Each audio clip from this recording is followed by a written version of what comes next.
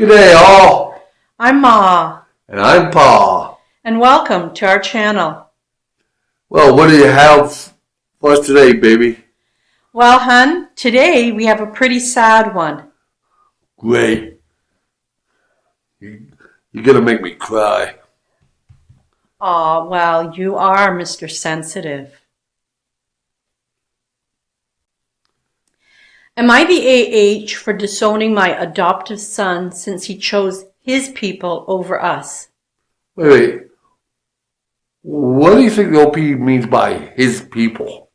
I have no idea. I guess we'll find out. I guess so. I know the title is a bit weird, but this was the best way I found to translate what was said. I'm a 44-year-old man, and my husband, who is a 40-year-old man, we've been married for 20 years, together for 22, and our adopted son is 24 now. He's black and we're not. I'm only mentioning this because it's relevant to the story later. This does not take place in the United States. Let me give a little bit of background to the situation. About 19 years ago, my husband and I had been driving on a highway back from a small vacation when along a particularly long stretch of the road, absolutely no buildings around, only a bunch of grass and hills as far as the eye could see, we spotted a little boy just sitting by the side of the road. Wow. Yeah. Like I mentioned, there was nothing around for miles and no cars close by to where the boy was. So we decided to stop and see if everything was okay. When we got closer to the boy, let's call him Jason, it was very easy to see he was dirty and malnourished, since the only thing he had on were some diapers. He was so small, it didn't look like he could be older than 3, but later we found out he was actually 5. Well, what kind of people would just throw a child away like that? I mean, I bet you they still consider themselves to be parents. No, that's very, very, very wrong. We asked him why he was alone, and he told us that Mommy and Daddy put him here and told him to wait. Wait for what? There was no cell signal in the area, so we did the sensible thing and brought him back to town to the nearest police station. That's what we would have done too. Mm-hmm. To make a long story short, CPS was called, and we discovered his parents were into illegal substances and were on the run from a felony. The only other relative Jason had was his grandmother, who was very mentally ill and couldn't take care of him, and we felt bad for him. He went into foster care soon after, but we felt bad for the boy and kept in touch with his caseworker. I had, and still do have, an extremely well-paying job and could easily afford a decent lifestyle for a small family. So, after a few months of discussions between ourselves, the caseworker, and some bureaucracy, we formally adopted Jason. Good on you. Good Yes. on you. Now onto the situation. About 3 years ago, Jason's parents were released from prison on parole. They contacted him not long after in hopes of reconnecting. Prior to that, they'd sent him only a few odd letters here and there, but nothing really substantial. At first he was hesitant to talk to them, but ended up caving and meeting them for lunch one day. You know what? I don't think I would. If I was in his position, if I want to talk to them at all, I pretty much just have one question. Why did you throw me away? Like I was just so much garbage. Yeah, and I don't think I could have done it alone. I would have wanted my loved ones there with me for support, just in case. You don't know them. You don't know what they might want to try to do. True. I'll admit that a part of me was a bit jealous and apprehensive of what could happen. Yeah. But I could see that it really was something that my son wanted to do. So, for his sake, I swallowed those feelings and supported him through it. It wasn't very long, about 3 months I think, that he started to pull away from us. At first, I chalked it up to him being excited to actually talk to his bio parents after so long, to talk about what was going on in his life, spend some time with them, etc.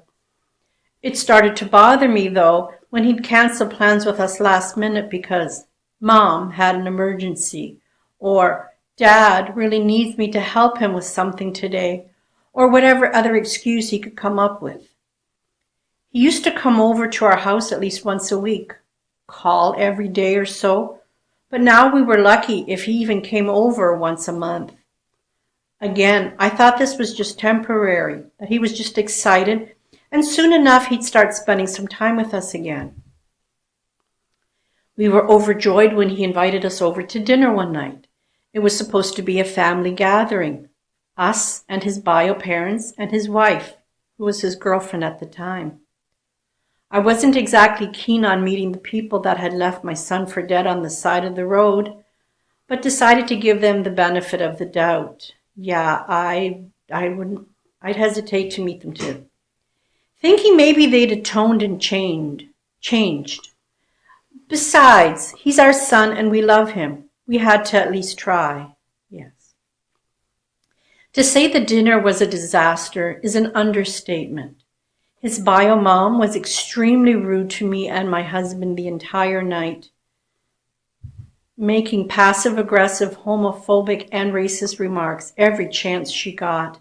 His father was much the same.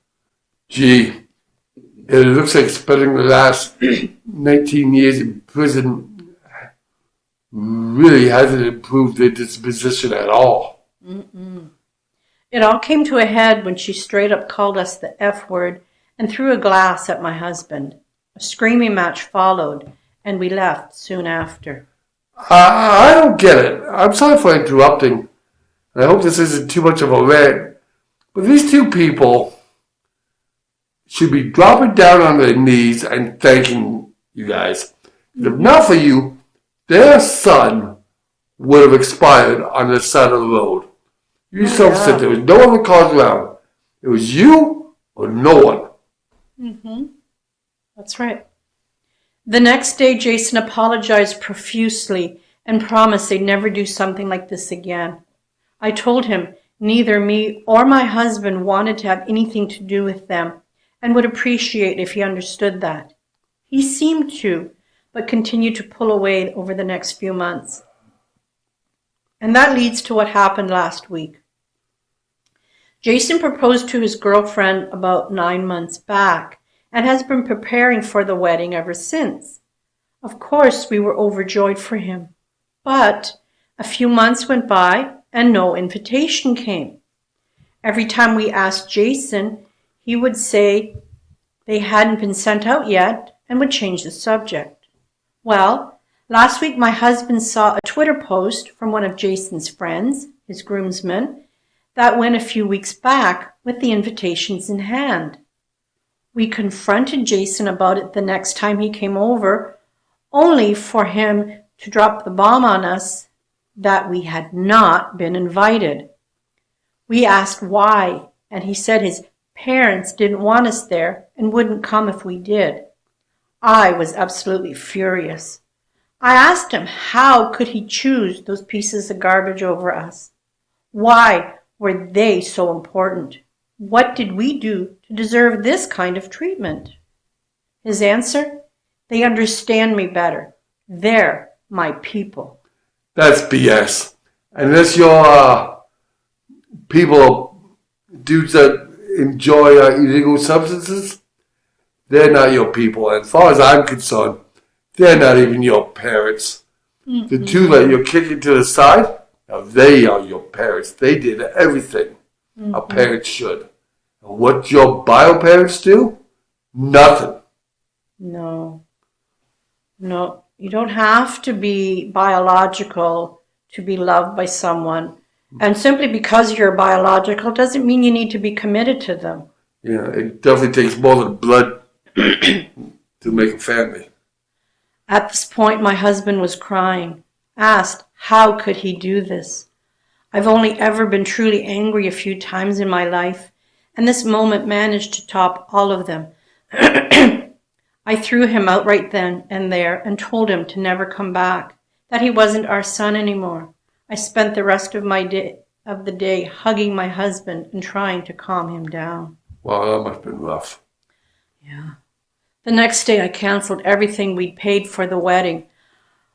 Whoa, you're not invited and you're paying for everything? Not anymore? Yeah, which basically was everything important, even the ones we couldn't get a refund on. Of course, Jason had the gall to call and scream at me, asking how I could do this to him. Where would he find replacements for a wedding that was supposed to happen only a few months from now? Well, maybe you should have thought out before you had a nasty breakout of AITAH. Something, anyway, yeah. I told him I didn't care, and maybe you should ask those two leeches you call parents for some help. Oh, good luck with that. 19 years. 19 non-fabulous years of my life spent raising and loving a child that I considered my own son, only to be treated like garbage. Giving blood, sweat, and tears so he could have a good life, all the life we could possibly give, and that's what we get as a reward. As for why I'm asking if I'm the AH, some people have been calling me and messaging me, mostly Jason's friends and a few of our family members, calling us heartless and monsters for doing what we did to him. And that's honestly got me questioning if I went a bit too far in anger. After all, parents are supposed to love unconditionally, right? But if so, how do we ever get over something like this? How can we deal with this feeling of betrayal? Are we justified in feeling like this? So, am I the AH? Oh, dear Lord, no, sir, you are not. You are so far from being an AH. And as for Jason, I'm sorry to say, but sometimes calling someone an AH isn't an insult. It's just an accurate description. Mm-hmm.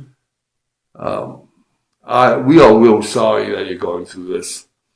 After everything you've done, Our hearts go out to you, buddy. yeah, just hopefully things will improve. Do we have any other comments that might be able to help better than our advice is doing? Oh, let's see. Forget everything else. Why would you pay for a wedding you aren't even invited to? Yeah, that's a very good point. I know I wouldn't. Yeah, very simply put. And honestly, I just tell anyone calling, sorry, our son said we weren't his people, and his other parents didn't want a couple of at his wedding. So, we weren't actually invited. No point in paying for a wedding we're banned from attending. Yeah, and you know what? There's no reason you should even keep that fact a secret. Mm-hmm. I mean, if his new bio parents are such terrific dudes, people, then they can bloody well pay for it themselves. Well, that was an incredibly long one, but a pretty poignant story. But with that being said, I think that's where we're going to end it. Thanks for stopping by again, and we hope that you remember to click like and subscribe. It'll really help our channel out. And if you have any comments, you want to tell us what you thought about this story, if you thought we were being too judgmental, or if you agree with it, whatever you want. Our comments are always open. So, thanks again for stopping by, and we'll see you soon. Have a good day.